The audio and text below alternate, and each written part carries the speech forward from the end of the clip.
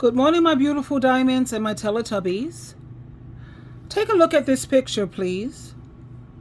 And please don't forget to like, share, and subscribe if you find this information to be helpful and useful. What happened to the American dream? And is the American dream still possible? Let me share some clips with you. And this is definitely for your reaction, please. This is for critical review, educational purposes, and I always respect and I want your viewpoint. Okay, let's listen.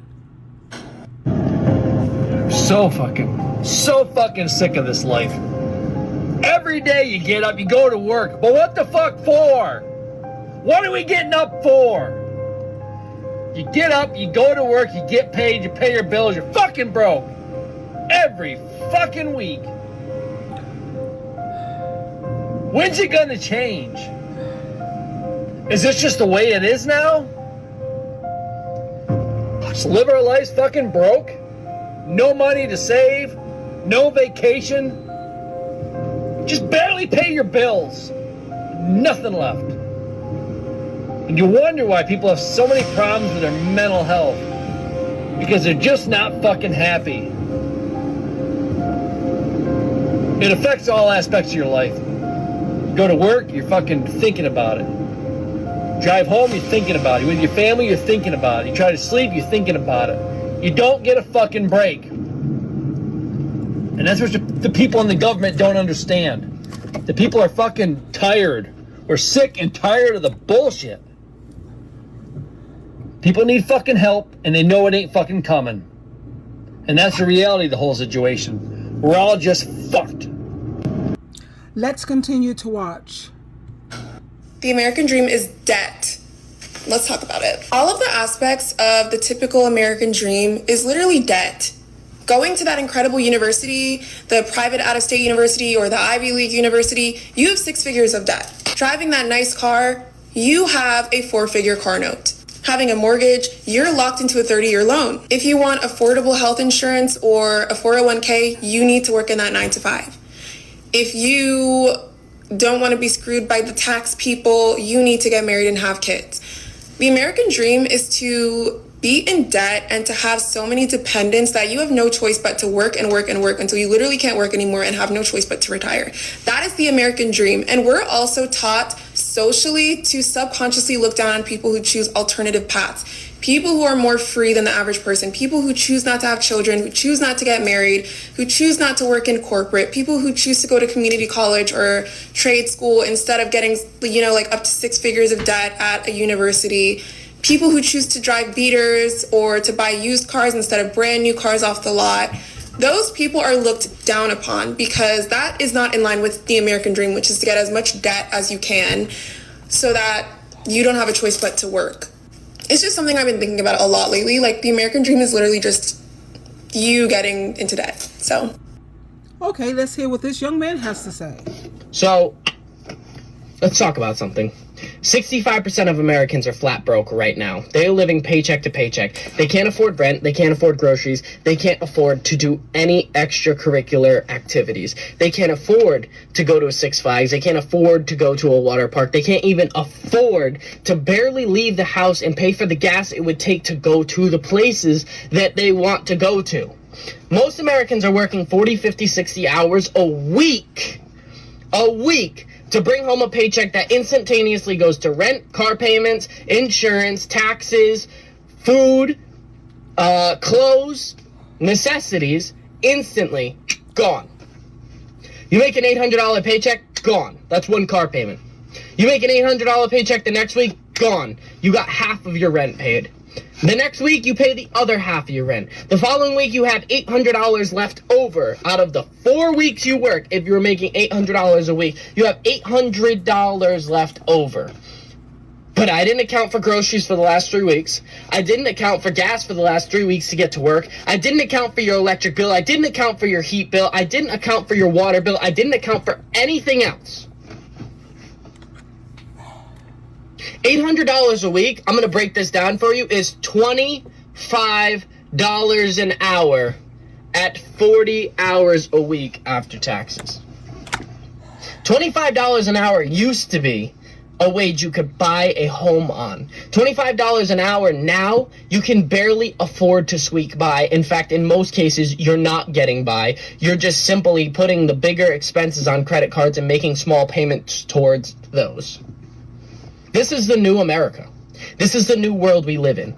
AI will take over most jobs. Whether you guys want to listen to me or not, it will be taking over most jobs. You'll no longer call a support center and have a person. It'll be a robot. You'll never call, customer service again and have a person. It'll be a robot. You'll go to Wendy's and the McDonald's and you'll go to, Dunkin' Donuts and it'll be a robot that takes your order. There'll be 2 workers in the back making your order, chefing it up. Then they'll hand it to you. They won't have to be on a microphone taking your order. AI won't make mistakes. This is the new world we're in right now. This is it.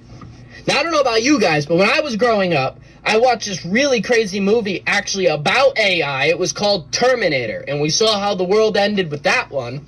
So, I don't even know what to think anymore. I mean, nobody can afford to do a fucking thing. And you got all these millionaires and all these course kids in Miami. Oh, I drive a Lamborghini. I'm going to break that shit down for you really quick in the next video, so you might want to watch that. Okay, let's add a little humor to try to lighten things up a bit. Hi, I'm here for the American Dream. Oh, great. Go ahead and line up right over there. Awesome, thanks. Hi, one American Dream, please. Well, first you'll need a $40,000 college degree. Oh, I came to this country with only $5 in my pocket. No problem, take this $40,000 debt and head to the next station. Awesome, thank you.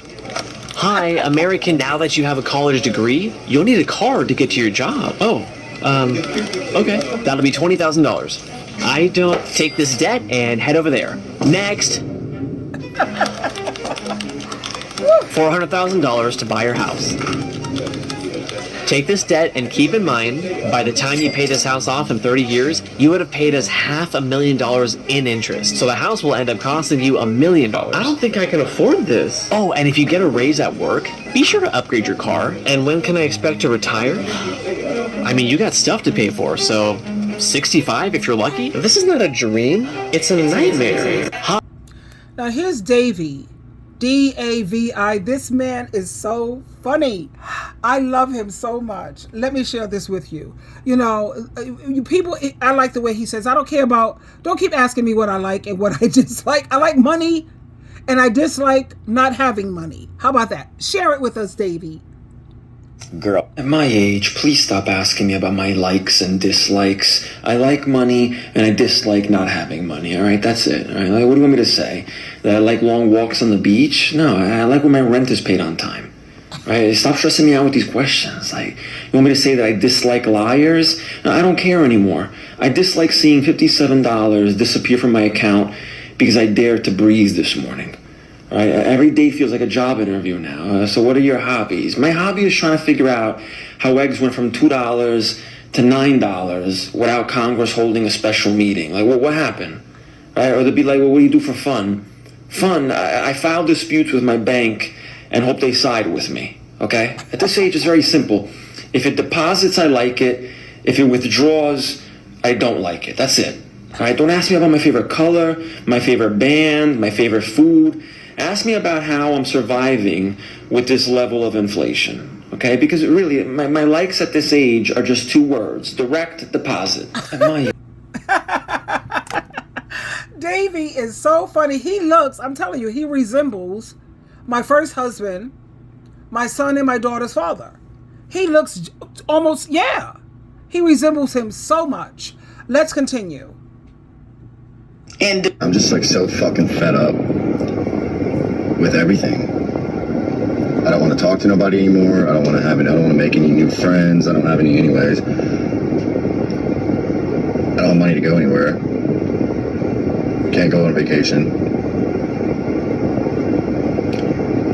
I feel like I know I'm not the only one mentally just exhausted right now, but I don't know how much more I can take. I'm just so fucking fed up with everything. Now, isn't that interesting? That video that I just showed you, he's blonde hair, blue eyes, European. So when people want to try to say that this is about race, no.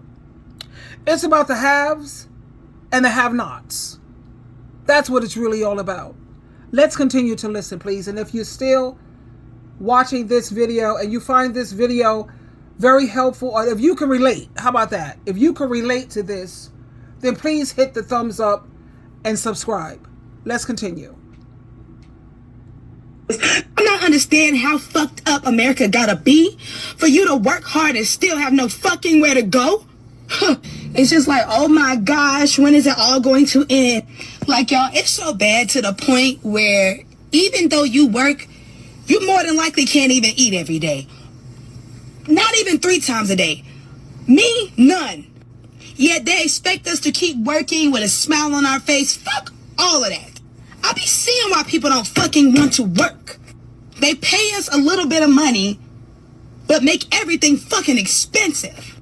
I'll be damned if I'm putting my life on the line for $14, $15.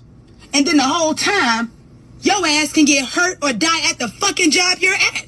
So now you done fucking wasted your whole life being a hard worker to a company that don't give a fuck about what you got going on, don't give a fuck that you don't have nowhere to go, just don't give a good goddamn. And certain people will never understand the frustration. You guys will never understand unless you're going through it. There is no reason why hard workers can't afford to eat, can't afford to live, can't afford to pay rent. It is so much. And I just wanted to let everybody out there know, okay? If you are deciding to bring your ass to America, hold on, y'all. Stay the fuck over there. Do not come over here. Please. I beg of you. This shit sucks. All prayers to all my Americans, all my USA motherfuckers, you know what I'm saying, my cousins, all that. We gotta figure something out, because this ain't gonna work for me. As you see, women of color, people of color, very passionate about how they speak. And I love the way she said, oh God, this is so not going to work for me. And you know, people automatically assume that if you're struggling, that means that you're either lazy, you're not working, you're on Section 8, you're on food stamps. You have a lot of people on Section 8 that are working, sweetheart. You have a lot of people who are on food stamps and need some assistance, or they need to have their income supplemented. Let's continue, please. Because you believe in the... Listen, if you still want to come to America because you believe in the American dream, let me tell you something. That dream died like 30 plus years ago, and now we're living in a dream that involves paying $10 for a dozen of shitty fucking eggs, paying $2,000 a month for an apartment in the ghetto that's about 700 square feet and it has no walls. And then if you want to go to university here, you're looking at around $100,000 for a 4-year education. That's on the low end. But in those 4 years, you might get shot because everyone seems to want to shoot each other for some ungodly reason. Then you're going to graduate thinking, oh, I graduated, I have a degree now, I'm going to get a good job. Your good job is going to pay you about $40,000 starting off, maybe, and then they're going to say you're going to work 40 hours a week. When in reality, you're going to be working about 50 plus hours a week because they're going to guilt trip you in by saying, we're a family, we're a team, we help each other. And they're not going to pay you overtime for that, because why would they? If they get your help for free, why would they pay you for that, okay? Then there's no work-life balance. That company you're working for now doesn't want to give you vacation days until like maybe your second year working there, and those vacation days are maybe 4 days out of the whole entire year. That includes holidays, all right? Then if you're sick, too bad, you still have to come to work, okay? Then if you want to buy groceries, your groceries are going to be your whole entire paycheck because no one can afford to eat here anymore. Got it? I go to the grocery store, for 4 things, it's like 50 bucks. I'm just saying it sucks living here. I don't want to live here. I want to leave. So maybe you should rethink your whole American dream, because it's not what it's all cracked up to be. Okay. Let's continue. Man, honestly, fuck the American dream. The American dream ain't never did nothing for nobody but put them in some goddamn debt. You buy a house, you in debt. You buy a car, you in debt. You start a business, you in debt. You try to go to school, you in debt. You telling me there ain't shit we can do in this life to where a motherfucker ain't gotta be in debt? Like nothing? And it's like, I know God intended for us to do more than just clock in and die. Because at this fucking point, that's all we doing. We barely making enough to survive, and we clocking in and dying. That's all the fuck we doing. Man, please, let's pay attention to Bernie Sanders right now, because he's going to spill the beans and let you know what's really going on in this country. I know that there is a lot that is going on, but for one moment, let's forget about Donald Trump, Jimmy Kimmel, the UN, Charlie Kirk, Gaza, government shutdown, the other crises that we face, and the news of the day. Let's spend a few minutes discussing what the corporately controlled media and the corporately controlled political system don't talk about very much, and frankly, do not want us to talk about. And that's the truth about what's going on in our country today. What we are witnessing right now, right before our eyes, is the rise of two very separate and distinct Americas. One for the billionaire class and one for everybody else. In one America, the richest people are becoming obscenely richer and have never, ever had it so good. That America is overflowing with unimaginable wealth, greed, and opulence that makes the Gilded Age seem very modest. And then there is a second America, an America where a majority of our people live, and they are trying to survive, paycheck to paycheck, and they are struggling to secure the very basic necessities of life, nothing fancy. We're talking about food, healthcare, housing, education, and other basic needs. The simple truth is that never before in our history have so few had so much wealth and power, while at the same time, so many Americans live in economic desperation. Some examples. In the first America, one man, Elon Musk, the richest man in the world, worth over $480 billion, owns more wealth than the bottom 52% of American households. Yeah, you heard that right. One man owns more wealth than the bottom 52% of American households. After spending $290 million to put Trump back into the White House, Musk has become over $180 billion richer since Election Day. That's a pretty good return on his investment. But that's apparently not good enough for Mr. Musk. In order to keep him motivated as CEO, Tesla's board proposed giving him a $1 trillion pay package if he meets certain goals. $1 trillion. That's Musk. Jeff Bezos, the fourth wealthiest man in the world, has a fortune of $240 billion. He recently sailed to Venice on his $500 million yacht for his $55 million wedding, where he gave his wife a $5 million ring. Mark Zuckerberg, the third wealthiest man in the world, is worth $262 billion. He has spent $110 million to buy 11 homes in Palo Alto, California, to create his own private compound, and another $270 million for a 1,500-acre estate on an island in Hawaii with a 5,000-foot underground bunker and 3 yachts worth over $530 million. Larry Ellison, the second wealthiest man in the world, worth $370 billion, recently became $100 billion richer in a single day. He owns a private island in Hawaii and a fleet of jets. He recently acquired Paramount, which owns CBS, and is now working to purchase CNN and TikTok. Together, these four men alone are worth more than $1.3 trillion. But it is not just them. The top 1% now owns more wealth than the bottom 93%. The 1% live in a world completely removed from the world of ordinary Americans. They haven't a clue as to what ordinary Americans experience. They don't ride overcrowded subways to get to work or sit in traffic jams to get home. They get around on private jets and helicopters. Not much of a housing crisis for them. They live in mansions all over the world, send their kids to the most elite private schools, and vacation on their own islands. And for fun, some of them spend millions flying off into space on their own rocket ships. That's one America. But here is the other America. where the vast majority of our people live. For them, the economy is not just broken, it is in many respects collapsing. In this America, despite a massive increase in worker productivity, real weekly wages for the average American worker are lower today than they were more than 52 years ago. In this America, people are unable to afford a doctor's visit if they're lucky enough to find a doctor. They are paying over half of their limited incomes on rent or a mortgage and are unable to afford the outrageously high cost of childcare or the ability to send their kids to college. In this America, the price of vegetables, fruit, and other healthy foods is beyond the budget for many. For most Americans, the system is not just broken. It is collapsing, and it is increasingly resembling life in the third world.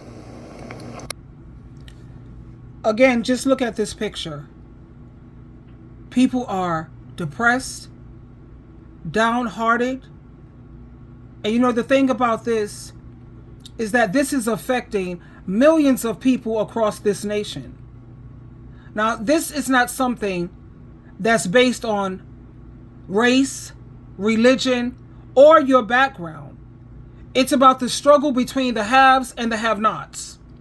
It's about the dream we were all taught to believe in, the so-called American dream, and the harsh reality that for so many people, that dream is completely out of reach, and that dream is nothing but a nightmare. We are living in a country that they boast about opportunity, they boast about wealth and freedom, but let's face the truth. Opportunity is not equal, and freedom is often tied to the size of your paycheck. Most Americans today are working harder than ever.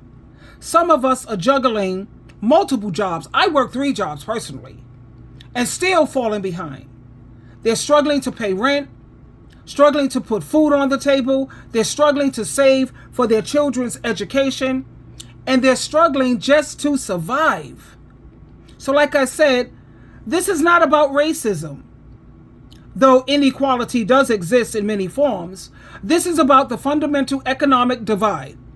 It's about a system where a small percentage, they hold unimaginable wealth, while the majority of people, they fight to keep up with these rising costs of living, these tariffs that they placed on everything, causing the prices to go up, healthcare and education. You see? It's about being promised a dream, yet we're being handed a nightmare. And this is unexcusable and unacceptable that in the wealthiest country in the world, millions of people cannot afford basic necessities. This is unthinkable that children go to bed hungry. Hardworking parents, they sacrifice sleep and their health just to make ends meet. All their dreams, it's deferred, it's delayed, or it's crushed entirely because opportunity has been monopolized by only a few. And here's the thing. We've been told to pull ourselves up by our bootstraps as if just having determination alone can overcome a system that is fundamentally stacked against us. But no one should have to fight this hard just to live a decent and a dignified life. No one should have to choose between paying their mortgage or their rent and feeding their children. No one should feel that the American dream is reserved for only the wealthy or those who are well connected. We can do better. We can. America can and they must be in a place where every person has a fair chance to succeed. It shouldn't be where you were born in the right neighborhood, or you have the right connection. That shouldn't determine our destiny. Hard work, talent, perseverance, that should be rewarded, not punished. So let me leave you with these 3 questions. Do you feel the American dream is still possible for the average person today? Why or why not? What is the biggest struggle you face in trying to achieve financial stability or your personal success? And if you could change one thing about the system to make opportunity more equal, what would that be? So please, if you can definitely relate to this video and you found this to be helpful, please hit the thumbs up and subscribe. I love you, and stay prayed up, baby. Twinkle, twinkle, twinkle.